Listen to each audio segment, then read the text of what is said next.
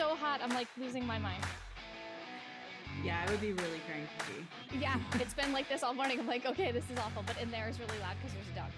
So, okay. So today we have a new guest in our agency series, Ashley Weigl. Ashley, welcome to the Get Your Act Together podcast. Thank you. It's a pleasure being here. So can you tell us a little bit about yourself and your agency to just get started? Yeah, sure. I'm Ashley. Originally from the southeast of the United States. I'm a Georgia Peach. My husband and I actually moved abroad about 5.5 years ago. And just a few years ago, I just decided to start my own online business. I was working online, but I was teaching beforehand and realized that was not my passion. And so I got the wheels kind of turning as I discovered what it is to be a VA. And then I became certified as an online business manager. And everything just kind of took off from there. I then became certified as a Dubsado Specialist, and I am also a Clickup expert. So I became a lover of all things systems and just really realized that was my strength and my forte. And that's kind of how the story began. Awesome. So you are a certified OBM, as I am as well. So what kind of work do you do with clients? Is it ops management? Is it systems stuff? What do you do? Yeah, this has shifted a lot in the last year, especially in the last 6 months. I started out a lot doing retainer work with clients, several at a time in their businesses, managing their teams, managing their projects, getting their systems in order, so much of all the things, right? But the cool thing about what I learned about being an OBM is that so many online business managers really can take their business in so many different directions and still benefit the CEOs of these businesses in tremendous ways. But I also realized that a lot of people thought that they were ready to hire an OBM, and they were not ready to hire an OBM. What they really needed were good systems in place. And so that's where my business started to shift, because I got tired of jumping into these businesses to try and save the sinking ship, by being thrown into that role of manage all the things and realizing, wow, this was not what was needed, right? Yeah. I figured you could relate to that. I could relate to that. And then that's where, yeah, for sure. That's where my passion for really helping business owners to see the importance of getting their systems into place before they start making all of those hiring decisions. And just making sure that the people they're hiring are the people they need to be hiring, but you really can't see that until your systems are clear.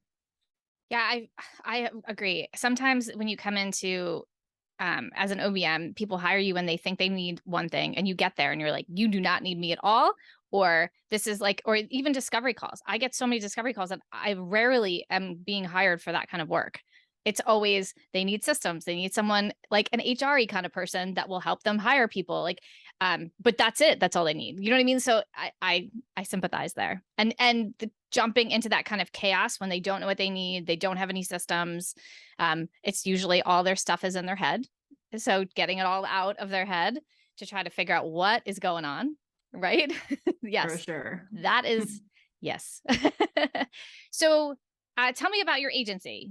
How many people do you have? How is it structured? What does your team look like?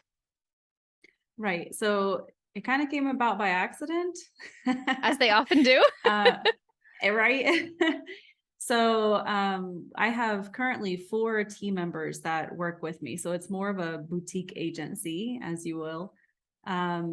One is actually another OBM that helps with kind of systems level things.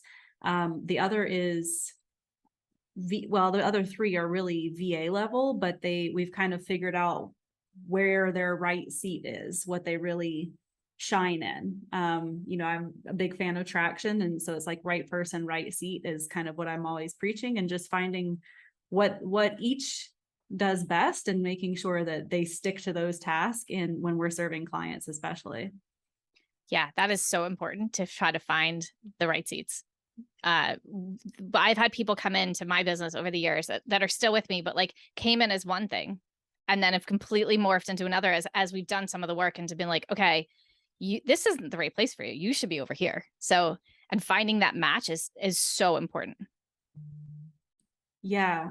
Especially my first team member that I hired, she has just kind of developed with me and with the team.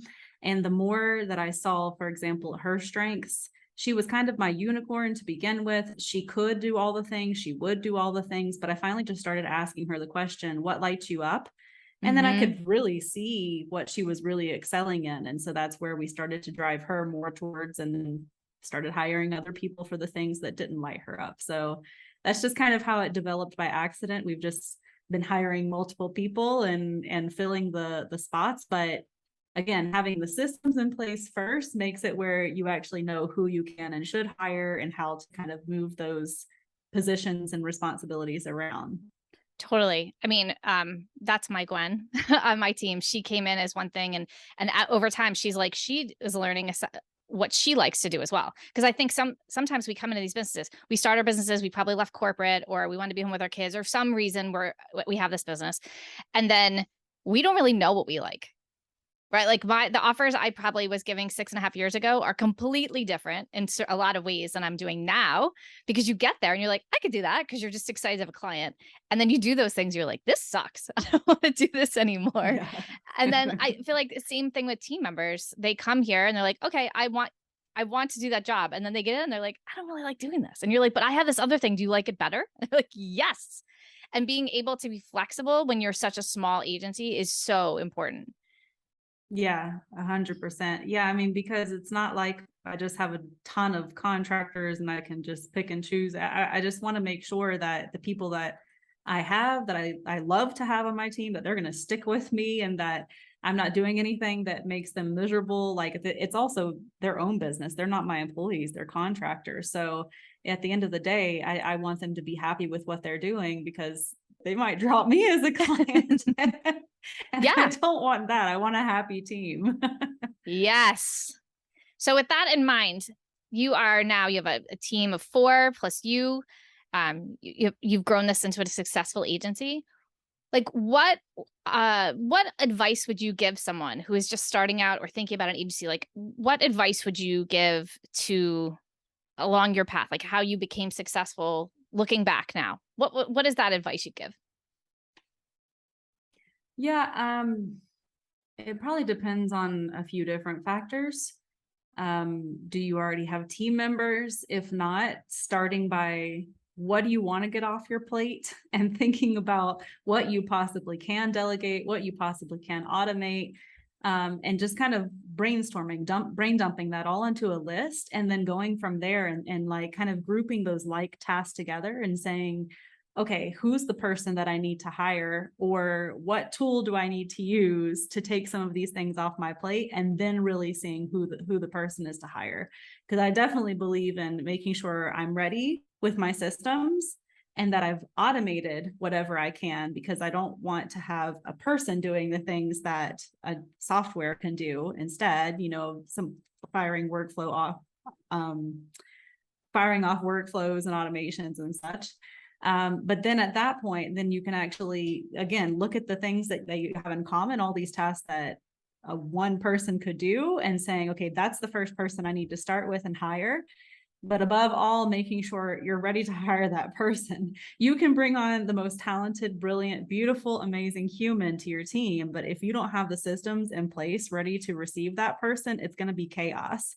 They're not going to thrive. You're going to feel frustrated. You're going to feel like you're still spinning plates. You're going to feel like nothing is off your shoulders because you're still the bottleneck. So you have to start by getting those systems into place. That's probably my biggest thing, is do that brain dump and then make sure you're prepared when you are ready to start hiring that person with your systems. Yeah, I mean, this is the church of systems over here. So I preach this constantly, right? Because I mean, especially when you come into businesses and you see the chaos that happens, like, that you need systems. Like everything is messy until you get that kind of setup, until people have expectations of what they're supposed to do. Like, hi, what is my job? When should I be doing those jobs? Like clear expectations, knowing what's going on is so vital. And so many business owners completely skip over that. They just kind of throw things in. They're like, yeah, we'll figure it out. We'll figure it out. And everything's always chaos. And I'm a firm believer that chaos does not scale. How do you lay it out as an org chart? Like, is it you and then them? Is there an ops manager in between? Like, Mine is simple. Again, I consider us a boutique agency, so it's very clean lines, simple communication. I try not to make anything too complicated for where we're at this point in my business. So it's me, and I do any kind of delegation and communication. However, one of my team members, two work together for one client, kind of in different roles. And so, for example, I communicate with one of them and he communicates the rest to the other team member, and they will go back and forth a lot. And then I can kind of step back and not have to be involved in all of those details. I handle kind of the higher level, processes and systems for that particular client. And then the rest, I'm not all in, because they actually provide virtual assistant services and the systems and all that good stuff for that particular client. So in cases like that, then my hand's not all in the pot, which is really lovely. And then even with my other team members, she does help with kind of the visual and marketing pieces with some of our clients, and then does all of my marketing as well. So I'm in direct communication with her, and we will kind of brainstorm things together. But it's very simple in terms of, I kind of make the strategy and I delegate things out and then watch things happen because the systems are in place. right. Totally. Yeah. I mean, I am still in a lot of the business. I know that's why I was curious to see how you were set up, because some people are like, nope, I'm out. I'm just, CEO and managing marketing or whatever. And I'm not a huge lover of marketing, so I don't want to do it all day exclusively. I do like the work. So I have stayed in the work. So you are in the work as well. Yeah. Yeah. Is that something that you have made a decision to do, or is it just like where you are right now and you would like to move on to something else and get out of that? Or do you like being there? I mean, I like being there. I don't necessarily just want to work for my business and then have my team members work for other people's businesses, if that makes sense. Yeah. I enjoy kind of getting in and getting my hands dirty. I actually come from a medical background. I was a radiologic technologist for years at a really busy Atlanta area hospital. And I like getting in the nitty gritty. I like figuring out where the organization is and the chaos, and kind of finding my own plan, and figuring out how to deal with all the things that are being thrown at me. So I probably wouldn't know what to do if I didn't have a little bit of that. Yeah. Yeah. I enjoy it.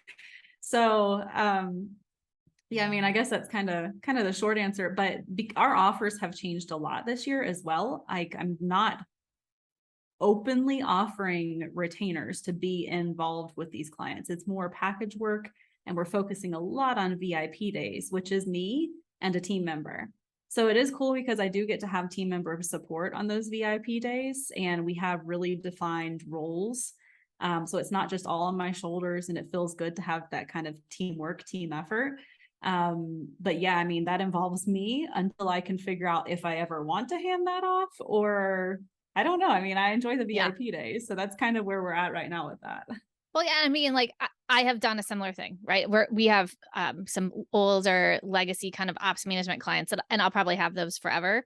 But like that kind of, we had grown a lot of clients that were chaos retainers clients, and I lost my mind. Like it doesn't matter how many team members I have. Everything is like, because nothing's systemized, or there's just day-to-day work that can't just be systemized sometimes, right? Like you just need a person to know what's going on. And it's exhausting. So we have gone a lot more toward repeatable processes, systems as well, just for the chaos factor, because it's hard when there's 20 people all yelling at you. Right. Right. Yeah. Right. Yeah. And that's what I really love about even trying to shift kind of our whole business model that direction. I don't know if that's what our entire business will be based on in the future. Maybe, maybe not. We'll see. But even having kind of that be the main offer and having some upsells, downsells from that, but that would take us a lot out of the weeds. And the thing that I want for my team, my agency, my contractors is the same thing that I want for myself. I want to be able to work part-time, no more, and enjoy my life. And I want them to have that same freedom and flexibility. I don't ever want to be breathing down their necks, expecting things from them that I don't expect from myself. So that's the kind of agency I'm trying to build, because I feel like I love what I do. I love the work, but at the end of the day, there are things in life. There is life that is more important than just being tied to my computer and getting knots in my back all day. Yeah. Right. I mean, and the thing is, we all start a business, not all of us. I think most of us start our businesses for some kind of freedom of something, right? Freedom. Yeah. Schedule or time, whatever. And a good part of that is like, I'm going to go see my kids more. I'm going to go, surfing more, whatever the thing is. And then we start working our business and we kind of forget about that like part of it. Like we forget why we did all this. We forget like what the purpose of all this was, to get away from corporate. I did the exact same thing. I left a job on Wall Street, and then I have this crazy business of my own that I'm working all the time. And I was like, okay, so yeah, like I have made those kind of conscious decisions as well, to say, I'm not going to do the 15-hour a day days, or I'm not going to do the craziness, because I like going outside, leaving this desk once in a while. Yeah. That's fantastic. Yeah. I mean, you kind of have, well, you don't kind of, you have to know why you're doing this. Yeah, for sure. And something that I have found that has been extremely important for me, and I even try to preach to my contractors, is boundaries. Because a lot of times I'll ask them to do something and I'll say, does this feel good to you? Do you have room in your schedule for this? Are you okay with doing this task? Would you rather me find somebody else to do that? And I ask them that, but that's because, again, I want them to be happy, but I also would never want them to feel like I'm stepping on their boundaries, or that they don't have boundaries and that they think they have to drop all the things and run when I call. That's not what I want at all. And that's definitely not what I want for myself.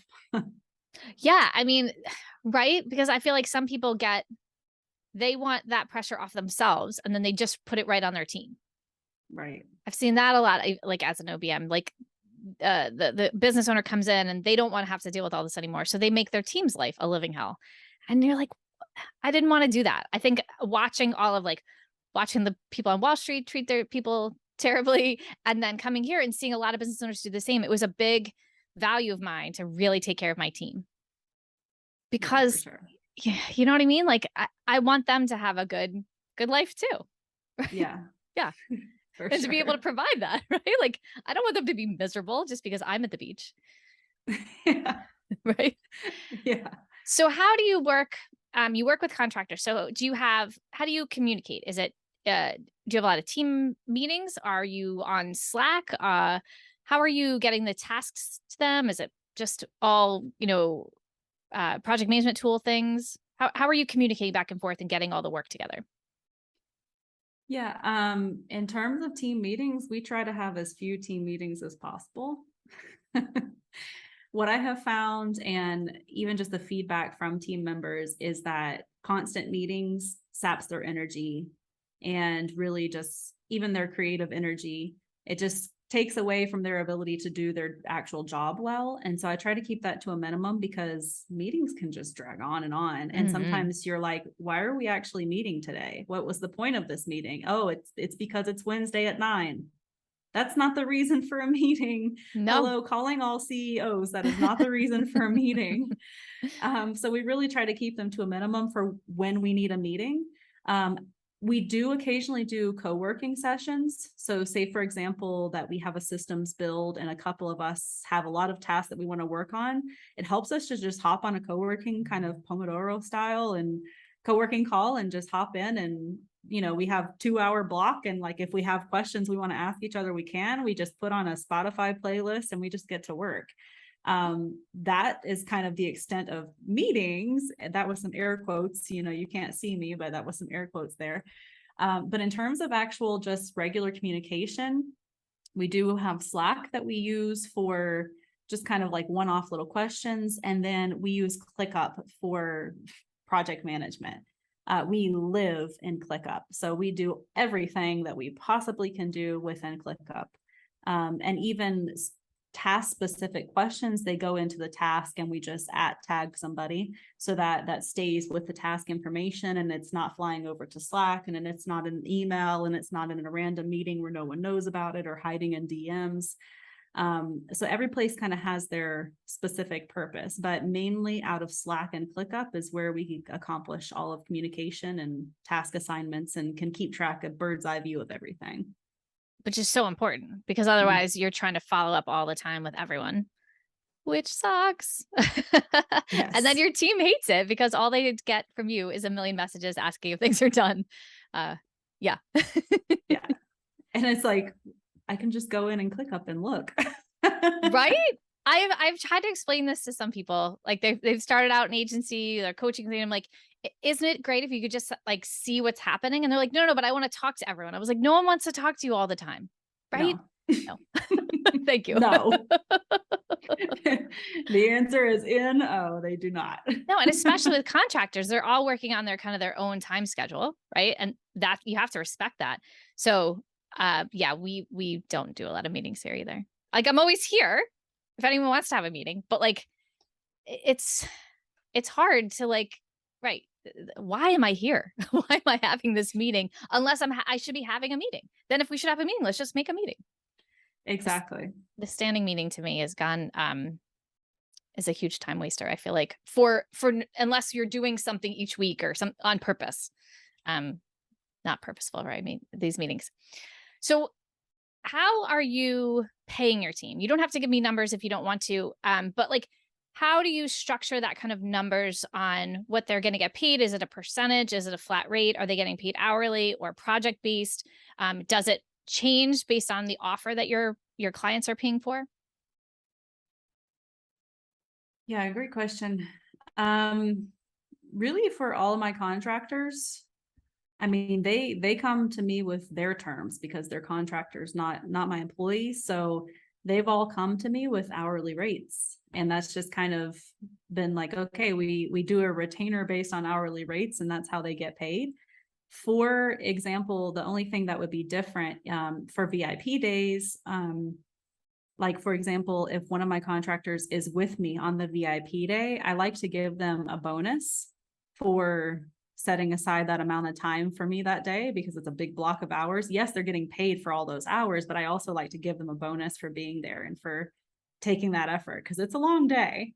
And then they also will receive bonuses if they result in a referral, or even if my marketing assistant, if all her marketing efforts results in us getting a client from that marketing, then she gets another bonus. So just things like that too. I mean, obviously they said, yes, we want to work hourly. This is our retainer. So I said, cool, that's how I'm going to pay you. Now, if somebody else came to me and said, I want to do something on a package and we work something out, then that's how I would pay them. So to me, it's like, you're the contractor, you get to determine. And if I agree, I agree. So that's how you're going to get paid.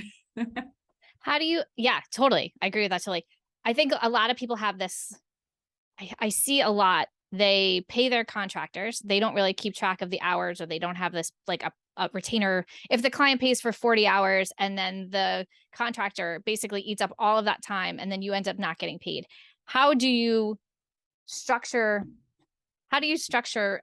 your kind of the packages and the team so that you are not just the money's not coming in one hand and going out the other, like that you're getting a cut of it? How do you control for that?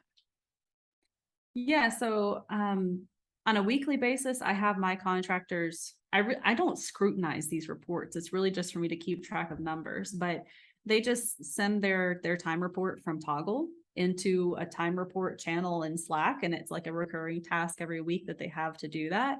And that way I can just kind of visually keep track of, okay, this is roundabout the number of hours that this person had allotted to them for this week. But really it's up to each contractor to make sure that they're staying kind of within their bound of hours, because once they get to a certain amount of hours, they have to have a conversation with me and say, do I have approval to go over my hours? And then I have to talk to the client and say, hey, X project is taking a lot longer. Do we have approval to go over our hours? And we kind of have a process for that. It's not just a free for all. It's not just, we threw all these tasks at you, now do them no matter what. We have to kind of pace ourselves. And when it comes to the clients, if they're asking, why aren't things getting done faster? I say, hey, remember, we have this hourly retainer with you, or whatever it is, right? And so that's kind of how we work it. Okay. And is there a percentage of that you like to stick with? Like if you're hiring someone and they're coming to you with a rate, is there a percentage of the client's rate that you want that to be at? Are you like, you want them to be at 50% of the rate or whatever, so that you can make the numbers work for yourself? I haven't worked all that out.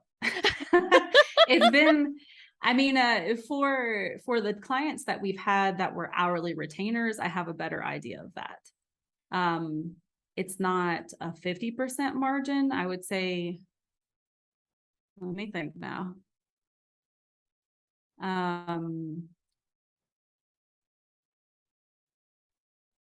Well, it's almost a 50% margin, maybe closer to 40, let's say. But in terms of the packages, I mean, I have a pretty good idea of what our packages take to set up and the hours. And, you know, I kind of already have that in mind because, again, when we set up Dubsado, when we set up Clickup, when we set up SOP manuals are super customized. It really depends on the size of the business and what they need. But when we set up those things, I do kind of a pretty good estimate, and then I know what it's going to take to actually set that up. And then, you know, I assign it to the appropriate people that I know can do the thing. So for those, I don't have a specific formula, but it definitely helps when we know what hourly retainer is going out and what hourly retainers I'm paying to my contracts as well. Right. Yeah. Cause I mean, if someone's, you know, client's paying $50 and you're paying, you know, OBM $45, you like, there's not a lot of margin left for you to actually, you know, run the business, right? You gotta like pay for software and things like that and take your cut as the manager and things like that. So that's why I always ask those questions, because I feel like no one really talks the numbers most of the time with agency stuff. So even when I was looking to see what other people were charging or what they were, what their margins were, things like that, no one really talked about it. So thank you for being honest about it, because I think that there's a really wide range. There's the range of they pay almost all of it to their contractor and they make no money, to they pay almost nothing to the contractors, and I kind of feel bad for those contractors. Like I feel so I'm always curious as to where that you kind of lie in there. Awesome. So when you are bringing on team members, since we were talking about that, how do you go about finding a team member? How do you pick your team member? How do you get them ready to be onboarded? Like, how do you bring a new person on? Yeah, super good question. For me personally, everyone that is on my team has been from my network.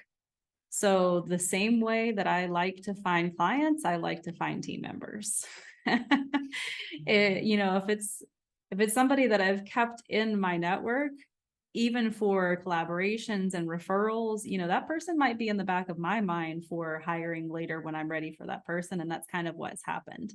It's that no like trust factor. I don't really want to hire a stranger. For me personally, that's just what's worked for me. And it has worked really well for me. And even when I've done hiring for clients that needed a podcast manager or needed a general VA or a marketing assistant and so on, same thing. The first people that I went to was my network. And then I also do put out, you know, applications and all that good stuff in some of the different communities that I frequent that I know have good quality candidates in there. And I found good people that way as well. And I would definitely not turn my nose up at those people just because I haven't built them into my network, but I definitely start with my warm network for who and where. What was the question after that? It was to like, I'm cooked. Like where do you find them? Where, like, how do you choose them? And then how do you onboard them? Yeah. Okay. So yeah, the choosing thing is I might have already chosen them because they were in my network and I said, hey, you want to work together? No, but aside from that, even when I've done hiring for other clients, we do put them through kind of a process where either there's a test project or some scenario questions and things like that. And then we usually get it down to the top two and then let the actual CEO talk with that person and like feel what the vibe is and kind of ask their own questions and things like that. So that's kind of my choosing process once they get through the application process. And then the onboarding process. Yeah. So we do a lot of the onboarding through ClickUp. I actually have like a team team member dashboard that I have created that I just duplicate for each team member. It's got welcome videos and it's got onboarding forms for our team members. It has their initial task and tutorial videos for how to work the different software, how to get started in ClickUp. It even shows what their first task list is right there in ClickUp. So it kind of teaches them the ropes of all the basic things that we do. And then has all of our contact information and shows them how to get started and everything. So that really just, like I said before, we try to do all the things that we can in ClickUp. So that's where we start them at, is right there. Now that sounds wonderful. Like having all that. Did you have that in the beginning, or is this kind of a newer thing built up? I didn't have it for my very first team member, but I think I built it for her pretty soon after. I was immediately making videos for her and doing I think I did a walkthrough with her in ClickUp. And, she was my very first, my VA before I even got started with anything. So from after her, yeah, I built that up because I said, I definitely want this process. I've learned from her and I want this process to go smoother. So the moral of the story is learn from your mistakes. Right? But that's it. Like, no, but like, I think a lot of people want to have this all finished and be perfect before they hire the first person. I'm like, but you don't even know what they need yet. You have to kind of start. So that's what I was saying. Like, you have this new person and you've learned, and then you can do it for the next person. Yeah. Yeah. And then after that, it was a lot. I mean, I had so many of the videos already created of what I needed to teach someone. And then we build out SOPs and then, so on and so forth. So you have to build those things up, but don't wait until it's too late and you have none of those things. And you're like, we need all the systems in the business and we have nothing because we've been so busy, but it's worse later. Yeah, get going, but it doesn't have to be perfect. Exactly. Yeah, for sure. And you can fix it as you go. For sure. Yeah, I think that's I think with a lot of hiring, people get so, oh no, I'm not ready yet. I'm not ready. It has to be perfect. And it's definitely messy in the beginning. I think agency is messy in the beginning. You're trying to figure it out. Like, you're trying to figure out managing a group of people. If you haven't done it corporate, or even if you have, it's a totally different world here. So yeah, that done, not perfect. I'm seriously, I'm gonna have a tattoo of it soon because I keep telling myself that this week as I try to do things that are, I'm like, no, it's not perfect yet. And I'm like, nope. Trying to keep myself in check. So I think I'm just telling you so I can remind myself. I'll send you a note afterwards. No, one of my coaches, her big motto is take messy action. And so it's really the same thing, but it's, don't worry about being a perfectionist. And a lot of us, especially if we're at the point of being agency owners or as OBMs or organized VAs or whatever we are, that's really hard for us. It's so hard, right? Like, we want to have all the pretty spreadsheets done and everything filed nicely, like all the things, right? All the automations done. And then that's really hard to be like, I'm just going to make this messy. I'm going to make videos on Instagram and be messy. Like, it's not going to be perfect. Like, that is a huge, hard thing, but it's so necessary to just get going. Just get going, for sure. Mm-hmm. Yeah. What do you really love about running your agency? Like, what are the good parts? Yeah. I mean, when I was working on retainer in clients' businesses, I actually really love the team management part.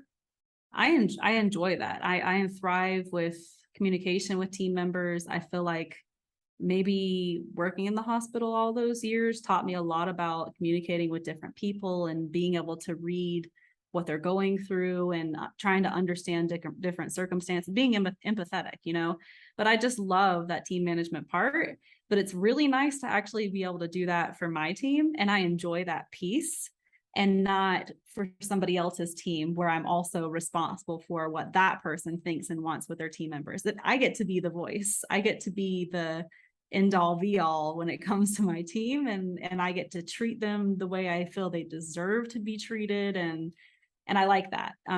So I like still being able to kind of hold on to that piece of my original, what I was doing as an OBM, but also within my own business. Yeah. I think one of my favorite things to do is surprise my team with something, like send them a birthday gift, give them a bonus. Like, it's one of my favorite things in that way. because just being able to take care of them in your own way. Like you can never do that in corporate. You can never be like, hey, let's go for drinks. I'm going to send you some money. I'm going to like, whatever the thing is, like, you can't really do that in corporate. Like here, you can do whatever you want. I love it. All right. So on the other side of that, what is the hardest part of the agency? What is like the thing maybe we don't talk about very often, but it's the hard part. Yeah. I mean, the thing as the agency owner is everything does fall back on your shoulders. So if there's heck to pay, it comes back to you. And that can be the hardest part. I mean, obviously, even if you're an independent contractor working as a VA or an OBM and you don't have a team to answer to, at the end of the day, you still have to be responsible for your actions. But now you're responsible for your team members' actions. So that can be tough. Especially, I think that's the hard part for agency owners is they feel like I'm the only person that can do this. Nobody else can do it like I can do it. And so being able to let go and trust that your team members are going to handle business. And then when they do make a mistake, remembering to yourself, that could have been me. I could have very easily have made that mistake. And then I have a lot of book references, but then taking that ownership, like I'm thinking extreme ownership, you got to take ownership for your team members and then ask the right questions. Okay, why did you do this? And what happened here? And let's talk about the circumstances leading up. And did you need some help? Or what would you have done different? You know, being able to ask the right questions and not getting angry about it, but hoping that also our clients understand we're humans and we're going to do everything we can to make it right. But it falls on your shoulders and that can be tough. Yeah, I think that's the one of the things I hear most in the coaching is like, how do I let people touch things because they're going to mess it up? And I'm like, yeah, they're going to. Like, you're going to mess up. Like, none of us have not messed up in there. You know what I mean? So that is hard. And I love the fact that you're like, we're not yelling at them. We're trying to find out what happened and like, let's not let it happen again. And because you, like you said earlier, you want to keep these people, you want to keep your team happy because you want them to stay, right? It's much easier to keep a happy team than to have to keep hiring. Amen. Right. It's expensive. It's exhausting. Like hiring someone it's a project. And here I take it very seriously. Like anyone who sends in an application, like I go on every single one. So if you've ever applied to something of mine, I have gone on your Facebook page or whatever else you've submitted. Like I really take it seriously. That's a lot of work. And to do that over and over again because you're burning team members out is awful and expensive. Like all that time wasted. I am a big person on the team culture is so important here. Is that something that you're constantly thinking about, or do you think that's just been a byproduct of other things that you've done to kind of bring that team together? Yeah, it's a big thing for me. One of our values, and when you hear it, you're first going to think one thing, but it really is twofold. But one of our main values is attention to detail. Now, of course, that's super important in crossing your T's and dotting your I's and making sure you're rereading things that you send and checking details and instructions, all that good stuff. Yes, that's a super important part of attention to detail. But I also apply that to how we communicate with one another and how we communicate with our clients. Something that I learned working in the hospital is that you don't really know what's going on when you pass somebody in the hallways in the hospital. You might say, I said hello and that person was so rude to me. But pay attention to the details. What's really going on under the surface? Ask the right questions.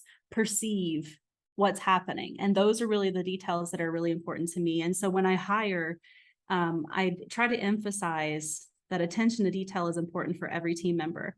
That not just reading what you think it is on the surface, but trying to dig a little bit deeper and actually seeing what are the little details I was missing here at first because I wore my emotions on my sleeve. What's really going on with this person? Would they normally treat me like this? Is something going on in their lives? Or I'm really upset this day. Why is this person so happy? Why are they so giddy? You know, all of those things, like taking in the details of our team members and not just me as the business owner, but even with one another to make sure that they're communicating well and that they're not having conflicts between one another as well. So that's a big thing for me in my team culture. Hopefully that makes sense how I explain that. It makes total sense in my brain. But that's what I preach to them as well. Yeah, it totally makes sense, because I was thinking like, oh, you should add to that list. Like, not only are they having a bad day, but like, do I need to eat? Because I feel like I'm at my desk and I forget to eat. And then I'm like really crabby. Like, why isn't this done? And then I have to go, wait, this has nothing to do with my team. They're fine. I just need to eat a sandwich. So like making sure that I'm not a jerk also is like in that kind of pantheon of looking around and getting the details. So I love that. Yeah. Right. I don't get hangry, but I do when I'm hot. Like, I know you were saying how hot you are. I get real cranky. I do not like being hot. Yeah. Lucky for you, I already ate before I came here because I'd be hot and hungry. Yeah. For all of you out there, I'm in my office right now with no air conditioning. It's like 100 degrees in New Jersey. And I think I'm slowly melting. So Ashley's just watching me like melt on screen right now. So yeah, heat and hungry, it's not a good place to do. And if you think you should go yell at someone, you should definitely take a break before you do that. So, right. So the last couple of years have been, they have been tough in a lot of places, and in this online world have actually been tough and good, right? Like the online world, the COVID debacle was really kind of a boon for a lot of people in our industry, right? Everyone was going toward online businesses. And we already knew what it was. We already knew how to work Zoom and all the things. How has that been for you? Has it been harder? When did you start your business? I'm sorry, maybe I should start there. Did you start during COVID? I did. Yes. So you have been on this, hey, everybody's online, awesome kind of track.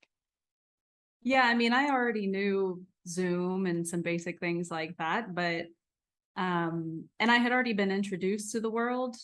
A family member had started as a VA, and I was working online, but I wasn't working in that kind of capacity online. So when I realized what I could do, and I actually, if you know or heard of her, Lauren Golden with the Free Mama movement, I actually started with her.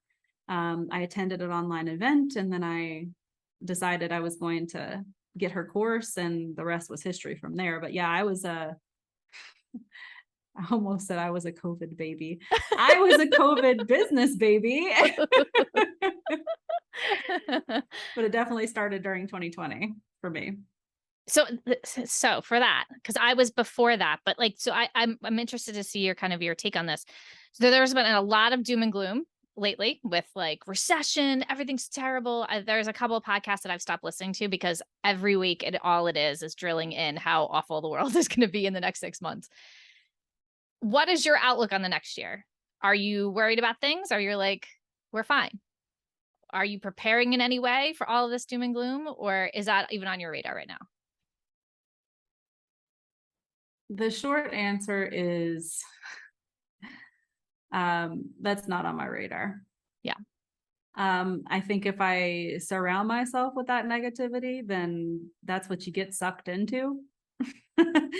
But if we keep being positive and just trying to figure out the best way to adapt to the circumstances, we can adapt. I mean, so many other businesses over the course of time and recessions and depressions and all kinds of economic downturns have survived because they just found ways to be adaptable. So I'm kind of the same way as you. If I hear things like that, I'm like, okay, turn off. I don't want to hear this all the time. Like, yes, I know there are a lot of things happening in the world, but at the end of the day, we're going to find a way to keep going.